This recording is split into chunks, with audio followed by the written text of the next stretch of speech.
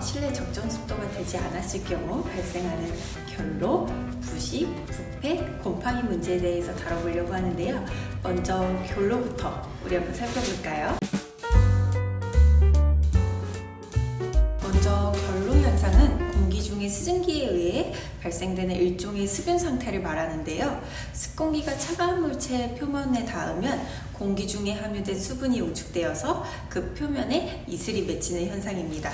조금 더 쉽게 표현을 하자면 무더운 여름철에 시원한 얼음물을 유리잔에 담아 놓으면 겉표면에 물방울이 맺히는 걸 볼 수가 있죠. 이렇게 온도 차이로 인해서 유리잔 겉표면에 물방울이 맺히는 것을 결로 현상이라고 합니다. 결로 현상은 단순히 수분이 발생하는 것에서 끝나는 것이 아니라 부식 현상과 곰팡이균 발생 조건에 해당하기 때문에 미리 예방하는 것이 가장 중요합니다. 다음은 부식과 부패입니다. 부식은 철이 습기나 결로에 접촉하면서 산화작용을 일으켜서 철 성분의 형태, 색깔 등을 변화시키는 것을 말하는데요. 실내 구조물은 목재나 천 외에 철로 가공된 구조물이 필수로 들어가는데 이러한 철 성분은 높은 습도와 결로로 인해서 부식 현상이 발생합니다. 높은 수분을 계속 공급하는 산속이나 숲속 등이 건물 주위에 있을 경우에는 더욱 심하게 부식, 부패가 발생할 수 있습니다.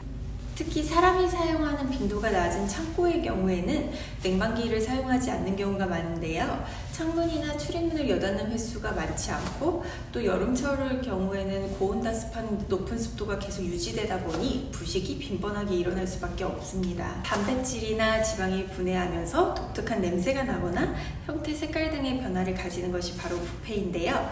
나무, 천, 종이, 천장을 구성하는 텍스와 벽면을 구성하는 합성 등은 유기화합물로 고온 다습한 환경에 취약합니다. 여름철이나 환절기에 문서고나 도서관을 방문해보면 서류나 책이 부풀어서 두꺼워 있고 이렇게 변한 모습을 볼 수가 있는데요. 이런 것들이 바로 유기화합물질의 부패로 인해서 발생하는 현상들입니다. 부패 현상은 습도가 평균 80% 이상이고 초기 온도가 30도 이상일 때 더욱 심각하게 발생합니다. 마지막은 곰팡이 번식입니다. 실내 적정 습도 관리를 하지 않았을 경우 발생하는 문제 중에 가장 골칫덩어리라고 할 수 있는데요. 몇 달 전 저도 베란다 공간의 적정 습도 관리를 하지 못해서 심각한 곰팡이 피해를 입었습니다. 당시 사진을 한번 같이 살펴볼까요? 와, 정말 심각하죠. 정말 창피하지만 곰팡이 번식의 무서움을 전달드리기 위해서 제 실제 사례를 가져와 보았는데요. 사진 속의 붙박이장은 결국 폐기를 했고 안에 있던 보관 물품 또한 곰팡이균에 너무 오염이 심하게 되어서 폐기할 수밖에 없었습니다. 곰팡이가 번식할 수 있는 조건은 딱 세 가지가 있는데요. 바로 수분, 양분, 온도입니다. 세 가지 조건 중 한 가지만 충족하지 못해도 곰팡이는 번식하지 않는데요. 양분 문제는 제어할 수 없는 부분이고 온도를 21도 이하로 유지하고 습도를 65% 이하로 유지하면 곰팡이는 번식하지 않습니다.